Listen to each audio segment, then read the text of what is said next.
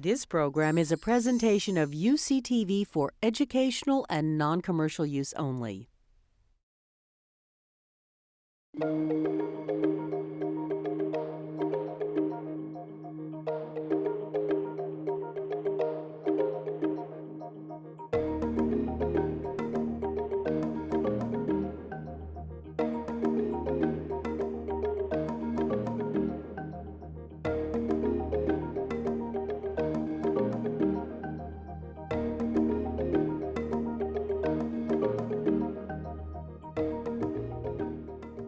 I want to welcome everyone to the A. Richard Newton Distinguished Innovator Lectures series.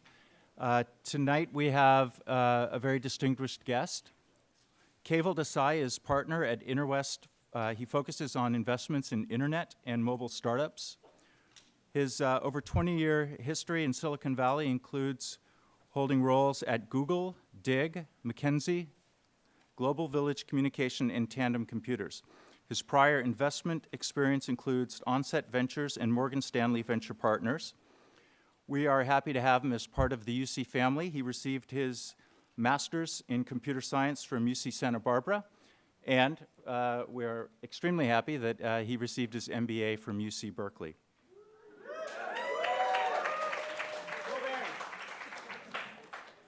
He co-founded the UC Berkeley Business Plan competition and currently sits on the board of the Lester Center for Entrepreneurship at the Haas School of Business. So please join me in welcoming Keval Desai.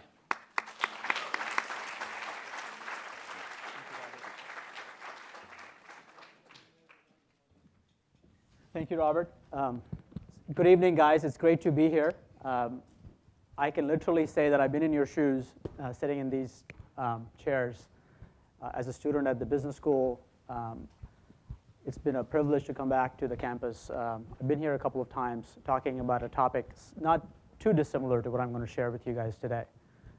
Now, I know that since I graduated, the schools install Wi-Fi in every class, so many of you are online and probably playing Citywell, but there will be cold calling in this class, so pay attention. Even those who are at the back benches. That's where I used to sit, so I know what goes on over there. But seriously, it's great to be here. Thanks for spending your fine Tuesday evening with me.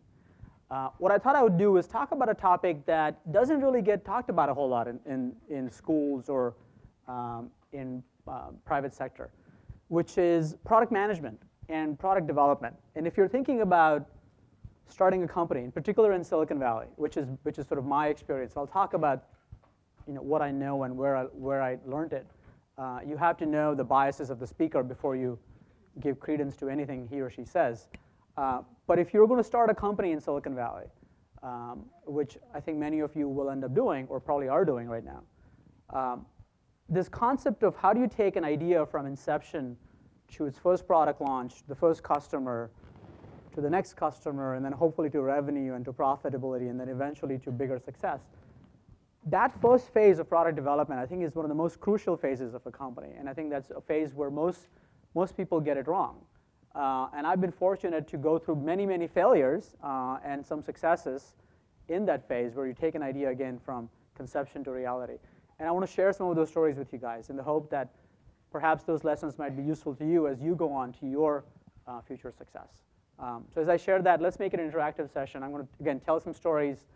You may have some questions, some comments, maybe perhaps some disagreements based on your experience. So invite all of those opinions and let's talk. So first things first, before you listen to the speaker, you have to know their biases. So these are my products. These are the products that I've been fortunate enough to get involved with. Starting to your left, I started my career in Silicon Valley in '91, straight out of graduating from Santa Barbara. And I worked at a company called Tandem Computers with a mainframe. That's how we used to call cloud computing back in the days. There was a big computer, and it was only one computer, and it was massive. It looked like a refrigerator. And Tandem was a very successful company that did something called fault-tolerant computing, where you could pull out the CPU, you could pull out the disk drive, you could pull out even the power supply, and the machine would still keep running. And it's like, well, how do you do that? And there's a whole field of computer science that's dedicated to innovating that in that discipline, which is fault-tolerant computing. And these are the computers that run the New York Stock Exchange, your ATMs, dialysis machines, anywhere where you cannot tolerate a failure for even a microsecond. That's what we were doing at the time. And then I went on sort of down the stack. I started working on smaller and smaller products, worked at a company called Global Village Communication in the mid-90s, which did fax modems. So many of you may not even know what a fax modem is, but it used to be a device, a little thing that you would attach to your computer, a PC or a Mac, and you would send faxes to people. People used to do that at one time in life. And then I moved on and sort of, after business school, ended up starting a company called ACHEX, A-C-H-E-X, which is basically using the automated clearinghouse network in the US to facilitate payments between individuals and businesses. This is the same network that you use to do a direct deposit of a bank account or a check in a bank account. It's a federally mandated US network.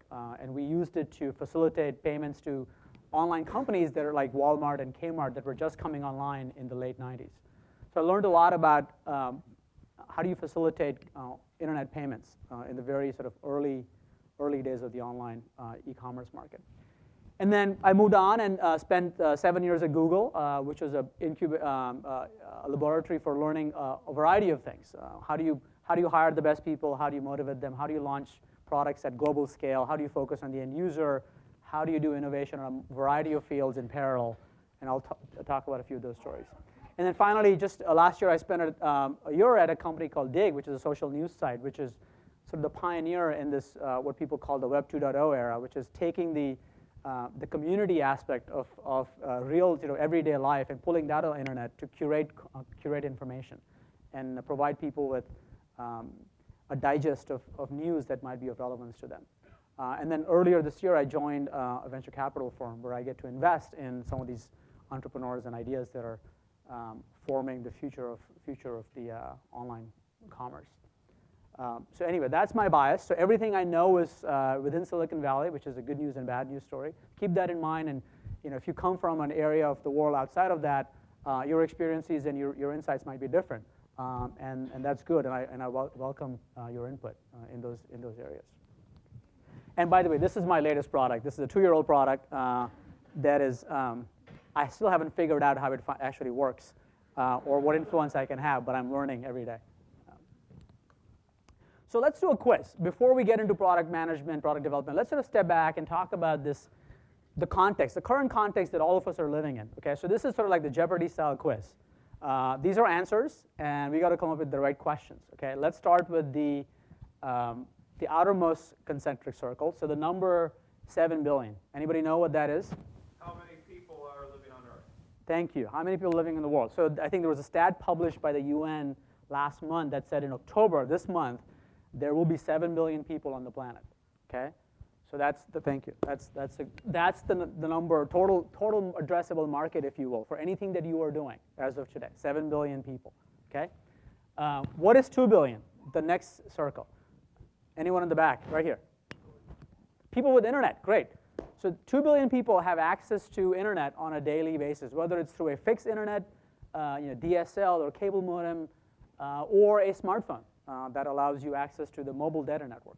Okay, so that's the number of people who have access to the internet. It's a large number of people who have access to online services. Okay, what's 800 million?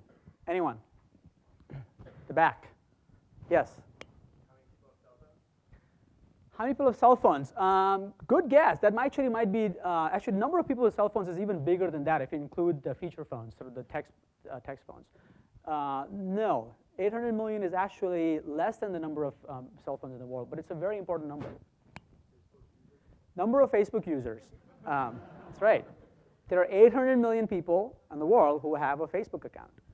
And according to Mark Zuckerberg, half of them are logged into Facebook every day, which is a pretty phenomenal number, right? Just think about that, okay? So why is that relevant? You could, for example, build a product or a service and just put it on Facebook, and you would be addressing a population that's larger than the population of the United States, right? It's a pretty big market. All right, what is 500 million? Somebody already said something very close to that. 500 million. Going once, going twice. Yes, right at the back.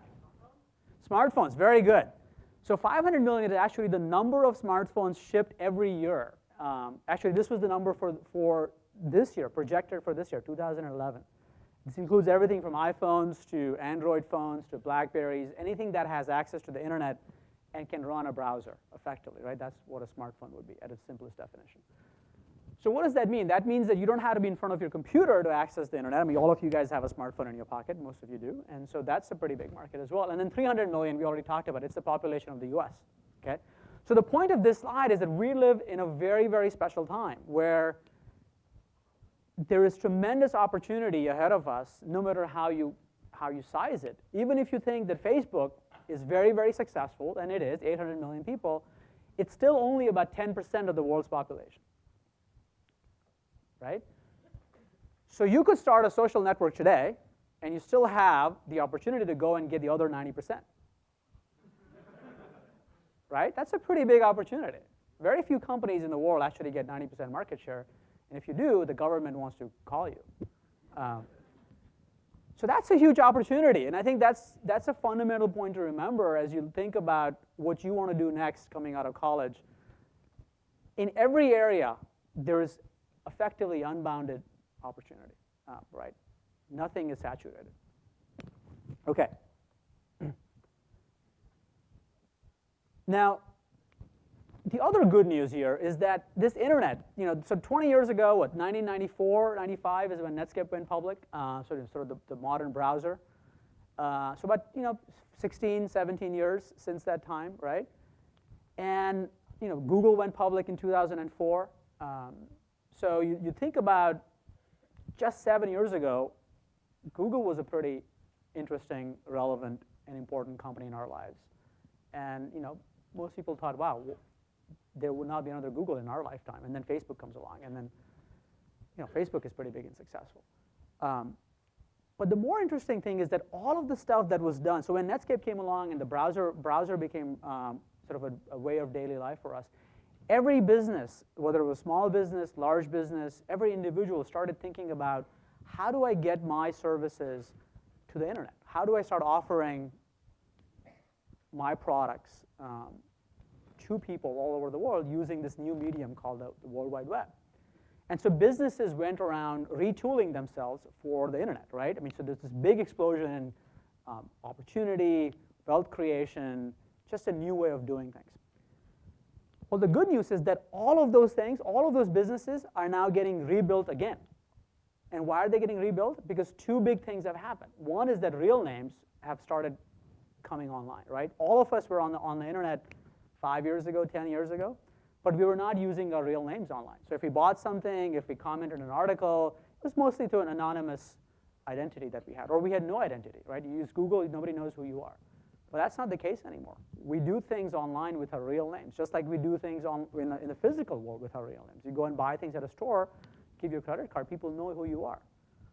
Okay, so that's a pretty big fundamental shift, and that's bringing the online ecosystem very close to the physical ecosystem. That means that the online opportunity is going to be as big as the physical world opportunity, right? Because there is really no distinction between the online identity and the real world identity, right? So just think about that. And the second dimension, obviously, is mobile, right? The fact that you now have this device in your hand at all times in your life, anywhere you go. Again, all of these businesses are retooling themselves, reinventing themselves to provide their products and services to all of us through our mobile devices. So essentially, the world is getting rebuilt again, and that always provides for opportunities. And that how often does that happen, right? How many times in the history of the world do things like this happen? Railroads came along, and companies reinvented themselves for that, right? Airlines came along, and companies retooled for them. Browser came along, so identity comes along mobile. So we're getting sort of a fifth or sixth shot at the goal again to do some really amazing big things. So that's pretty cool. In the interest of time, I'll skip this. I mean, the idea here is that it used to be that when I came to Silicon Valley 20 years ago, people would say, "Oh, mobile is going to be around the corner 5 years from now." Okay. Well, and it quite never was, right? It'd be always 5 years from now. It turns out it is here now, right? I mean, this kid is already on iPad. This is not a fake, Photoshop picture. This is a true picture. He's very comfortable, a 2-year-old kid moving around applications on his iPad with his finger. This is his future. The way he experiences the world is going to be through a device like this or something similar to that. And that's the opportunity. There are 7 billion people like that in the world. Okay. All right. So let's talk about product management, how things have changed. And this is sort of my experience having lived through the Google phase, which is, if you think about how products used to get developed 20 years ago, and we're talking about consumer products here. This is not about business products, but consumer products, products that you and I use. Anybody know what this product on the left is? It's a razor. This was a very specific razor, though. This is not just any random razor. This is the Gillette razor. What's it called? Mach 3. This was a major innovation in the category of razors, right? Why? Because it has 3 blades, right? And it was a big deal. I mean, who would thought of having 3 blades on a single razor? Insane. Anybody know how much money was spent before the first Mach 3 was ever shipped to a user? How much money was spent in research and development before the first user got a Mach 3? Any guesses? 400 million. Good guess. Not even close. Someone else. Higher than 400 million. Come on. 600 million. Not even close. Go up. $1 billion. Somebody said $1 billion. Yes, $1 billion was spent. $1 billion was spent doing research and development before a single user got access to the Mach 3. How much money was spent before a single user, before the first user got access to a Google search engine? $100? That's a good guess. I think it's probably 0. Because the initial product, proof of concept, was done at Stanford in the lab. Larry and Sergey were research students, graduate students. And their fellow students, classmates started using it at the Stanford campus. So before the first user saw or got access to the Google search engine, it's probably about close to $0. So why is that? Why did Gillette spend $1 billion on the Mach 3 and Google was able to get it out with almost nothing? Why is that? What's the big difference? Say that again? Hardware versus software. Yes, that's part of it. Absolutely. You got to make a physical product. You got to have some cost of goods. You have to have a manufacturing plant. You got to have a distribution facility. You have to package it. You got to put it on a shelf. All of that. Absolutely. What else? Yes. There was an established user base that you didn't want them to harm. There was an established user base that you want to harm. Right. So there was a precedent. The customer expected something out of a razor. And you wanted to make sure that you at least had that and then some. Is that right? Yeah. So you had to know what the market wanted. You had to go out and do some research. Okay. What else? Yes. You want to ask the question? It says $0 about, but I mean, these guys are on PhD scholarships, right? So That's a good point. Okay, you must be a business school student. Are you an MBA? Yes. There you go. So true cost of accounting. You're right. There is always a cost, which is the taxpayers' money. Stanford's public school, private school. Somebody funded them. Yes, there was a hidden cost. You're right. Thank you for that clarification. But it wasn't $1 billion. Would you accept that? Probably 100,000. Okay. All right. Yes.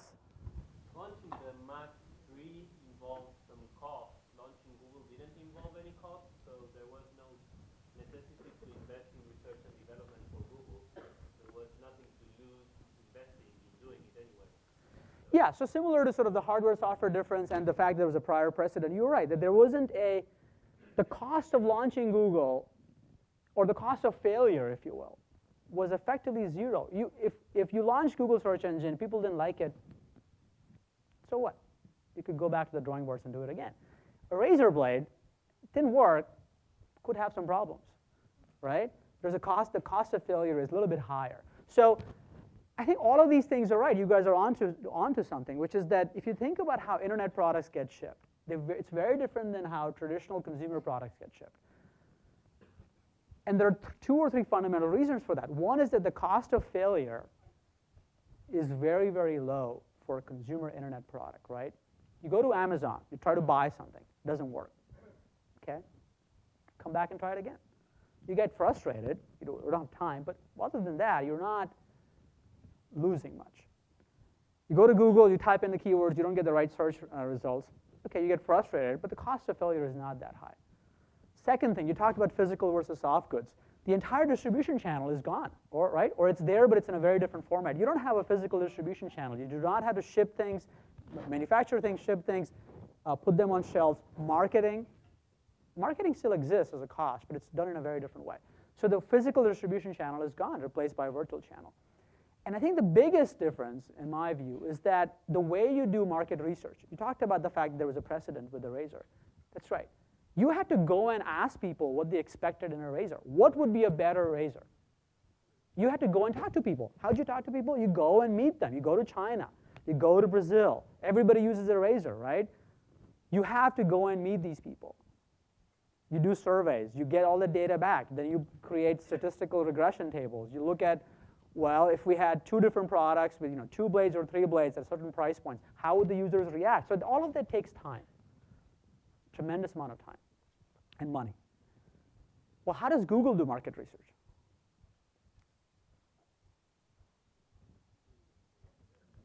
Yes? When they test a little tweak to their algorithm, they have a mechanism where they can send a small percentage of the searches through that changed algorithm. Yeah, so there is something called a 1% experiment. You basically take 1% of your traffic and you show them a different UI or a different search result or a different color, and you measure their reaction. Well, how do you measure their reaction? It's in your logs. The consumers are on your site. So the time it takes to poll your audience with a new change or a new feature or a new product, take that feedback and iterate on it is fraction of the time that it would take Gillette, right? Because the users are on the internet. You can collect data instantaneously. You can look at that result the next morning and ship a new version. So this idea of launch and iterate could not be done with the Mark III. You couldn't launch and iterate. You had to get it right the first time because the cost of iterating is very, very high. So I think this actually is a fundamental concept that I hope you take away at least as one of the key points from tonight's discussion, which is that if you're doing product management, and this becomes a very real issue. Let's say you have 2 or 3 founders who start a company, and you get into a situation where you have a heated debate about what should be in your product. What features are really relevant? Okay. How do you resolve that debate? We can argue about it. You can theorize about it. You can write strategy papers. You can talk to 10 people. Or you could launch and iterate. Right? And I would suggest to you that launching and iterating is the best way to resolve that debate because you can get data. It's much easier to get data on the internet. So use that to your advantage. Okay? Does it make sense? It's the number one fundamental point of doing product development on the web. It's very different, by the way, for the mobile device, right? When you have to ship an app, and you have to put it into an app store and wait for people to download it, and then use it, and then get feedback. That's not the same as launch and iterate, right? It's still better than Gillette, but it's not the same as putting something on the web and getting feedback on it. So keep that in mind. All right.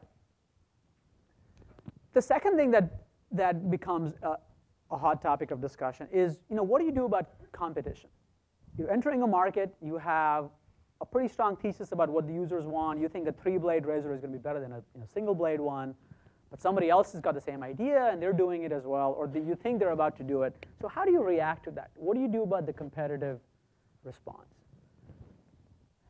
And one of the things that we talked about a lot at Google, and I think it works pretty well, is that focus on the end user, not on the competition. Because there's not a whole lot, A, there's not a whole lot you can do about the competition, and B, if you're looking at the competitors' moves, by definition, you are one step behind. Because guess what the competitor is looking at to figure out their strategy? Hopefully, they're looking at the end user, right? Somebody's got to be looking at the end user. If your competitor is not looking at the end user, you're following the wrong horse anyways. So might as well get to the end user first yourself. Right? It's like driving forward, looking through the windshield, or driving forward, looking in the rearview mirror. One of them is going to succeed in the long run. Right? So I would suggest, perhaps controversially, that competition is almost irrelevant to your product strategy. Just focus on what the user wants. If the competitor has a better product, the users will tell you that, right? They're going to say, look, I already have a better solution. You don't need to look at the competitor, just focus on the end user. So that's point number 2.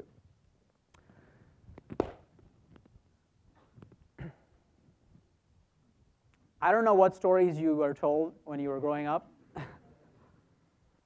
but on the internet, slow never wins. So why is that? Why is that?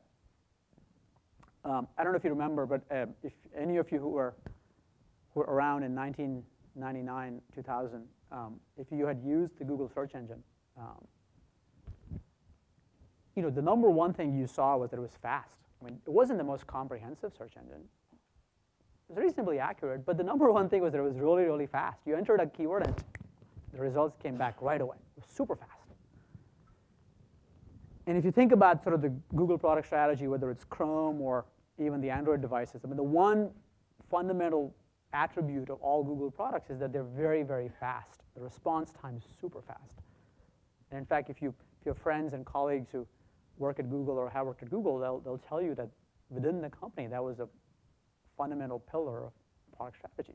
Make sure everything is super fast. And why is that? It's that when you have something that's fast, you experience that product, there's a certain amount of joy, inner sort of happiness that comes from using it, right? It doesn't waste your time. The product respects you, and you respect it back. Everybody's busy. You don't have time. It's the most sort of rare commodity of our generation. We're stretched for time. So if something is really fast, you appreciate it. Okay? And many of you in the room are computer scientists. I think it's, as you know, it's very hard to do things in software, even in hardware, to make things fast. You have to simplify your coding. You have to focus on the core essentials. You have to get rid of the baggage, if you will. This concept of minimum viable product, you've probably heard about it. Where does that come from? It comes from just focus on the bare essentials, right? The necessary and sufficient, and nothing else. If you focus on that, everything just becomes really fast, and it delights users.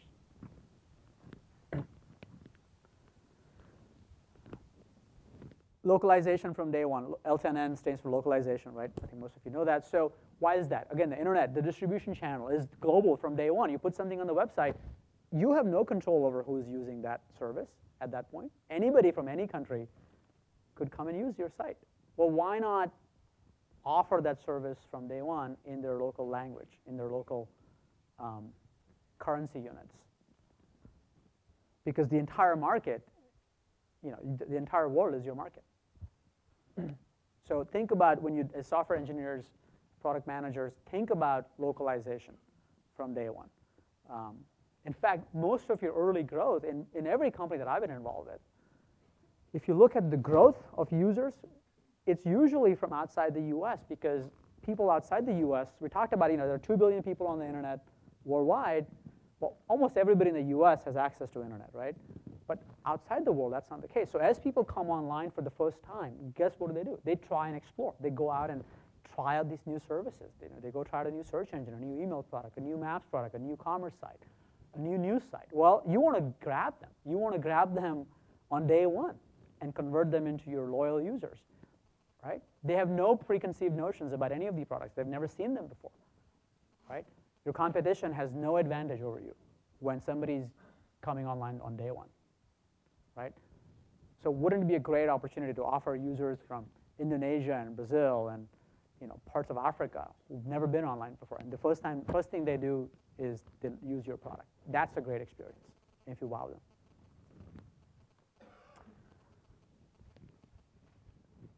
This sort of goes back to our feedback loop thing, and sort of instead of arguing, use data. Try, when in doubt, try out both or multiple variations of something and get data. And it works in life. It should work on the internet too. All right, and then sort of final point on you build a great product. You've done all the things. You localize it on day one. It's super fast. You have multiple variations of key concepts. You're getting data. Okay, that's all great. How do you actually acquire customers? Okay. So 40, 50 years ago, even in some cases, even today, where do you go and get your users? Where do you get millions of users? You go to television, right? That's where people are. That's where millions of people are glued to a program. You go and advertise on television. People did that even 10 years ago. Remember pets.com commercials? And go and get users there. I would say about 7, 8 years ago, Google became a very good source of getting users for your product. Why? Because everybody was going and searching on Google, or a lot of people were going on Google. So if you wanted to get users, you'd go there. And now I think you would argue that it's certainly Facebook, given that they have 800 million users with real names. It's a place where you go and acquire users. But I think these are sort of the 3 traditional ways. There might be others. I mean, one of the biggest things you can do on a very small scale is, all of you in this classroom, if you're launching a new product, well, at least tell everybody around you in here, stand up here and do a 30-second promo and get all of you to use it, and then tell their friends to use it. But overall, I mean, these are the 3 big buckets for getting millions of users for your product or business. And then sort of a last point on, you get the product, you have millions of people using it. How do you make money? What's the business model? And there are many, many business models. Right? You charge people, you charge them a subscription, you charge them on a per transaction basis. The point about advertising. So advertising actually does work on the internet now. It used to be that it didn't work. It was a disaster. If you look at 10 years ago, banner ads, people getting banner blindness, it was a broken model. But the good news is that it's actually a very, very efficient model now. People are used to getting good commercial information, also known as ads, on the internet, and they use them to their benefit. So the key point here is that ads are not bad, bad ads are bad. And if you think about how you present good ads or valuable commercial information to users, users will accept it, right? That's the entire, or almost the entire Google business model. About $28 billion annually in advertising revenue by putting good ads in front of users. So this does work, and you can use it to your advantage. Okay, so you built your product, things are going great, and because things are going great, you need to expand the company. You need to expand your team, right? Because you have more things than the original team that started the company can do, so you need more resources. Okay, so this is another fundamental point. And it goes into product management, the thinking about product management, because the way you design your next product, right? So you built your first product, you became successful. Well, how do you design your next product? It's a very, very key item to think through. And usually what happens is that to do your next product, you add some members to your team. And the question is, well, how do you hire for those people? What do you look for? Okay, and I think hiring is, of all the things you need to think about to scale your business, I think hiring is the most important one. And if you get it right, everything else will follow. If you get it wrong, almost nothing else will matter because it's so key, right? So this is my thesis. This doesn't mean this is my personal observation and what I sort of try to have done in my companies or try to advocate to the companies that I'm investing in, which is think of hiring as recursion, right? So you guys, most of you are computer scientists, you understand what recursion is. So what is recursion? So let's say you're a founder, right? Let's say you're a founder, let's pick one of you. You're a founder, you started a company, okay? Are you an engineer? Not an engineer. What do you do? Math, okay, close enough. So you're a mathematician, you start a company, and when you start a company, just because you're a math major doesn't mean that you only think about math issues. You think about everything. You think about getting office space, you think about paying the bills, you think about intellectual property, filing patents, you think about marketing your product, you think about getting revenue from the customer, you think about everything, right? When you start a company, you're an entrepreneur. Entrepreneurship means you're a multifaceted individual. You think about everything, even though you might be a math major, okay? And if you're successful, that means that you were actually pretty good at all of those things, right? Okay, so what if when you start to hire for your next phase of growth, what if you could hire everyone who was like you? Not literally, but figuratively, right? In the sense that what if you could always hire entrepreneurs? So instead of thinking about hiring a finance person or a marketing person or a salesperson? What if you just said, I'm going to hire entrepreneurs? Does that make sense? It's a very different way of thinking about hiring, right? It's very hard to hire entrepreneurs, right? Because there are very few people who are A, excited about doing everything, and B, are good at it. So it's hard to hire entrepreneurs. But if you could do that, then I think it would be a pretty amazing company. Because that means that everybody in the company could pretty much do everything, and they could be like shapeshifters, right? If the company's needs changed tomorrow, somebody had to go and do more work in marketing or more work in finance or more work in sales, you wouldn't have to hire a whole new set of people. You can use the same set of folks you have who are sort of multifaceted and put them on those new priorities. And that's very important when you're a startup. You don't have too many resources. You can't only hire specialists. There are other ways of saying the same thing, which is hire for athletes and not for specialists, or hire for generalists, not for specialists. It's basically saying a hire for entrepreneurs. It's a very, very important skill set to screen for in interviews. And frankly, this is where I see most of the companies not do well, which is not get their hiring criteria right. Okay, so let's say you hired people. Okay, you did the hiring right. Now you got all the entrepreneurs. Okay, how do you start pairing people? Okay, once you have more than 10, 20, 30 people, and you're working on more than one product, you need to start organizing them into teams so that they're not getting in each other's ways, right? Because all human beings with good intentions, without any sort of organization, will create chaos. So one organizing principle that I've seen, sort of something that one of my mentors told me, is when you're thinking about, and this is mostly about engineering and product organization, right? So this is not about sales or finance, but if you think about organizing, and there are many ways of organizing. You could have product be part of engineering, engineering be part of product. You can have a marketing function that's different than product management. But here's the thing that I've seen work really well, which is, by the way, what is this picture? So this is a downhill skier, right? And what do you need to do if you're a very successful downhill skier? What do you need? Maybe decisive. That's a good point. What else? Yes? To see ahead of you, yeah, absolutely. Yep. To be fast. But what else? What about the physical attributes of a downhill skier? What is it? Something very, very specific about somebody who's able to ski downhill really, really fast without falling down. Right equipment, yes. But what else? Balance. Balance is number one. So you need a very strong right leg and a very strong left leg.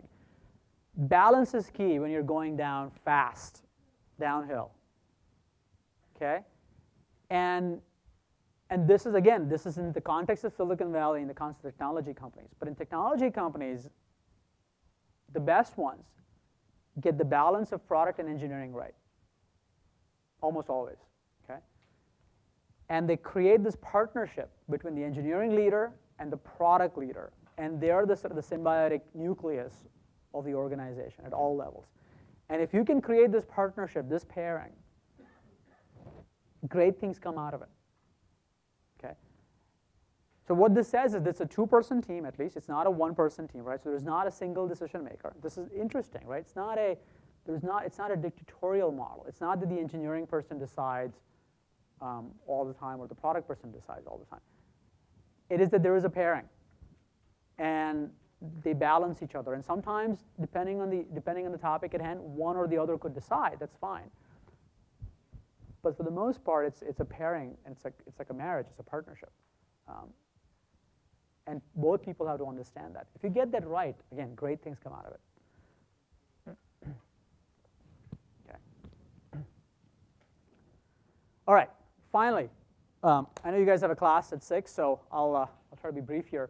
If you do all of those things right, you have a great product, you have a great team, you're scaling, you're doing great things, then I think the ultimate, or sort of the penultimate pinnacle of success is that you get to be a platform And one of my partners has this really great quote where he says, look, you have to earn the right to be a platform, meaning that you have to have a killer app first, and then you translate that killer app into a platform. Now, what's a platform? If you think about companies like Amazon and Google and Facebook and others before that, they've actually played out the same playbook. A very, very simple one, but a difficult one to execute, which is that you first and foremost build a product for the end user. You delight them, right? You put it on your own website or your own app, whatever your distribution method is. But you build this killer app, something very, very simple that you do amazingly well, better than anybody else. It's a three-blade razor. You do it everybody better than anybody else, and you become the world dominant leader in that, right? Great, do that. Well, while you're doing that, and again, this is in the technology context, you're probably building a very sophisticated, interesting backend, the platform underneath it. Well, why not liberate your platform from your front-end application and allow other people to use your platform? All that investment you made in infrastructure, computer science, even marketing, even brand, what if you could take that and let other people leverage it? Does this sound familiar? Have you heard of Amazon and AWS and you sort of Google and the App Engine? I mean, all these, Facebook and the Facebook Open Graph, all of these companies are following the same playbook. They've invested in building a great application for the end user. Along the way, they were building a great backend. They started liberating it. They invited other users, other developers, to develop on their own platform. That's the key test of a platform. Are other people developing on your infrastructure, not just your own developers? And then finally, if you can do that, extend that to the mobile experience. Okay? And why is that? Well, because the mobile device we talked about earlier is with you all the time. So if you sort of translate this into financial terms, this first phase gives you tremendous gross margins, right? Because every dollar you make on your product goes straight to your bottom line. You don't have to share it with anybody. But you probably don't get as many users. If you go and do phase 2, you get a lot many more users, right? Because your platform is now powering other people's services, right? So for example, think about AOL and Google Search. Google's powering AOL's search. Facebook and Open Graph. You go to the Washington Post site, Facebook is powering some of their the social recommendations on that site. So phase 2 allows you to get more users than you could on your own, but probably at a lower margin because you have to do some revenue sharing with these partners that are depending on your ecosystem, right? And then phase 3 doesn't necessarily get you more users, right? It's not that the person who is using your service on the mobile phone is not already using you on the web, but it gives you more engagement. They will be using your product more times a day or for a longer duration of the time because they have the phone with them much longer than they have the physical device, the PC or Mac in front of them, right? So high gross margins, more users, more engagement. Was there a question there? Yes. Great question. Yeah.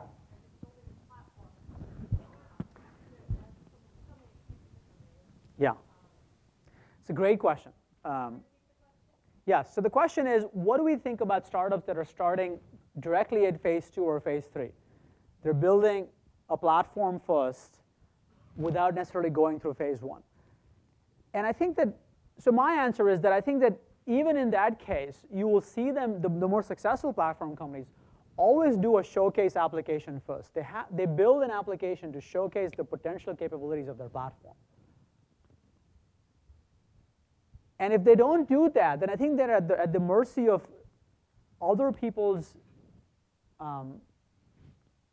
decisions in some ways. If you're only a platform without access to your own users or customers, then you rely on other developers to exploit the possibilities of your platform, build on top of it, and then launch applications to those end users.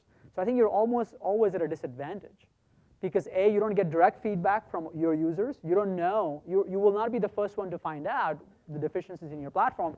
It'll be the third parties who will first find out, and then they'll tell you.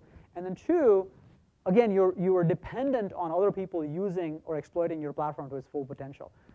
So I would suggest that even if you want to be a platform company in the end, you develop some applications first yourself to to ignite the imagination of other developers to see what can be done with your platform. Does that make sense? Great. That's all I had. I know people have to leave for another class, so I'll stop here, but I'll be here. So if those who need to leave, please do so. Thank you for your time. I'll hang out and answer any more questions, comments if you have them. Thank you.